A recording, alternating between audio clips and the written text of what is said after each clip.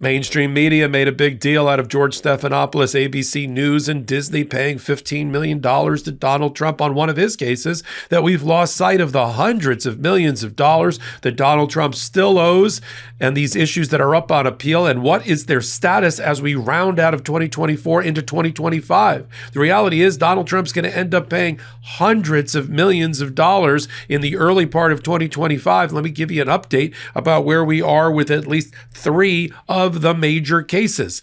Donald Trump just lost at the Second Circuit Court of Appeals in one of two cases involving E. Jean Carroll. And it probably means he's going to lose both cases. E. Jean Carroll, an Elle magazine writer who proved to a jury of 9 people, 9-0 federal jury in New York, that she was sexually assaulted by Donald Trump in a dressing room of Bergdorf Goodman department store back in 1996, then defamed, and then punitive damages awarded as well. In the first case that went to trial, that was the subject of this appeal, she was awarded $5 million by a jury.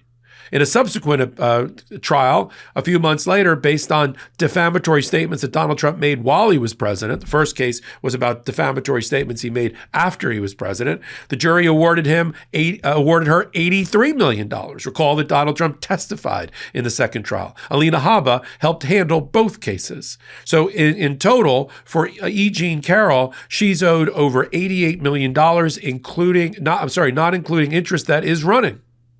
Now, the Second Circuit Court of Appeals, which is the federal court in New York, has affirmed just in the last few hours Lewis Kaplan, the federal judge's decisions that he made as a trial judge to allow certain evidence into the case. The Access Hollywood recording where Donald Trump says he could grab a woman by the P word and get away with it. 2 other women who testified about them being sexually assaulted by Donald Trump in and around the same time as E. Jean Carroll. The 3-judge panel, 3-0, ruled against Donald Trump. And now he owes the $5 million as a result. He'll try to take an appeal to the United States Supreme Court. That's the only place he can, but he'll be unsuccessful because the allegations are about actions that he said when he had absolutely no argument of immunity. It was after he left office. And the decisions by a trial judge on the fly during a trial about evidence issues, unless he's abused his broad discretion, no appellate court is going to overturn that, not even the United States Supreme Court, who I don't even think is going to take the case. The first emergency appeal or other appeal would go to Sonia Sotomayor, who is the associate justice who's assigned to the Second Circuit Court of Appeals to evaluate emergency applications. So he's going to pay the $5 million. He already posted Trump a $5 million bond in cash. That's going to get turned over to E. Jean Carroll and her lawyers probably in the next 90 days. But that's not the only case against Donald Trump. There's an $83 million case still running with interest for almost a year and a half. So let's just call it almost $100 million, also in favor of E. Jean Carroll, in a case arising out of defamatory statements Donald Trump made while he was president. So that one could likely go to an appeal to the United States Supreme Court on the immunity issue. And there is a bond that's been posted for the $83 million. Sometime in 2025, we're going to get a ruling if the United States Supreme Court is going to take that appeal. We're still waiting for the Second Circuit Court of Appeal to make their initial ruling. If Donald Trump's the loser, look for him to take a Supreme Court appeal. And I think it's 50-50 that the United States Supreme Court rejects the appeal and keeps that $83 million in place, finding that Donald Trump can't be an abuser and a defamer in chief while he's president, that's outside even the outer boundaries of his official conduct in order for him to avoid civil liability. So that's another, let's just call it $95 million with interest in favor of E. Jean Carroll. We're also waiting patiently on the First Department Appellate Division, a New York state court, to render its ruling about a almost $450 million judgment obtained by the Attorney General of the state of New York against Donald Trump, having proved during a multi-week trial to Judge Engoron, the bench trial judge in the case, that there was persistent fraud in the operation of Donald Trump's business operations Trump Organization for more than 10 years. Multiple people within the Trump Organization testified.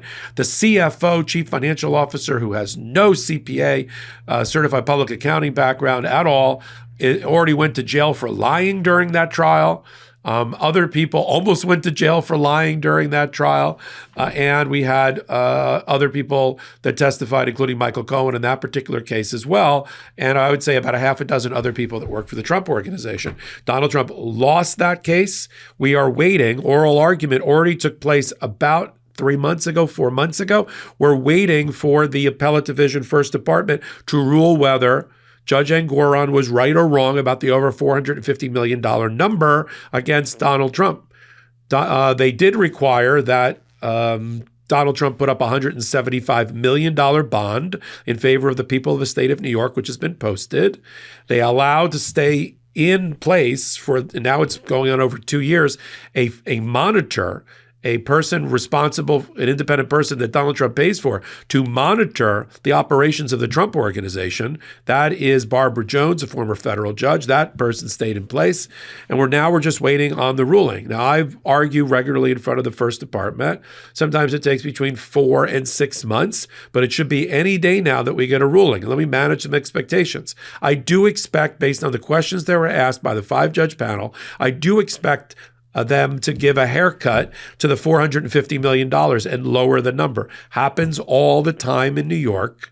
We joke as trial lawyers that you shouldn't start spending any of the money that a jury or a judge awards you in Manhattan until you get through the gauntlet and the buzzsaw that is the First Department Appellate Division, who's never met a judgment or verdict that they haven't taken a discount to.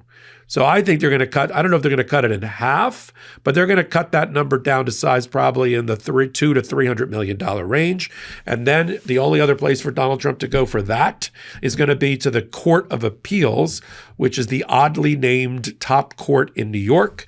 And that will also happen in 2025. These things will continue to happen even though Donald Trump is in the presidency. He has not argued that he's too busy to appeal his cases. He's argued that he's too busy to be sued in other contexts. He's too busy to be sentenced. I'll talk about that in a moment. But we're going to get, and again, in 2025, a ruling by the First Department Appellate Division, probably in the $200 to $300 million range. Somebody who loses is going to take an appeal, maybe both parties, New York Attorney General and Donald Trump, up to the Court of Appeals in New York. And that's the last stop on the train. There's no way to get to the United States Supreme Court on this particular judgment issue, and Donald Trump will ultimately have to pay some multi-million dollars. So by the end, when you draw a line under 2025, Donald Trump as a president is going to have to stroke checks for probably over $300 to $400 million. Now, we don't need a telethon to raise money for him. Currently, his Truth Social stock, which is sitting in a trust, stands at a value of about $4 billion with a B. He had about $600 million in liquid assets before that, so he's looking at about $4.6 billion plus some real estate. So he's got more than enough to pay this amount of money, having been bailed out by the people that invested in Truth Social, a failing company that has no real profit and no viability in sight.